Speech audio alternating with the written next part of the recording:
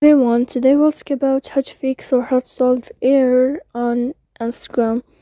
To know how to fix or how to solve error on Instagram app, you should just go to settings.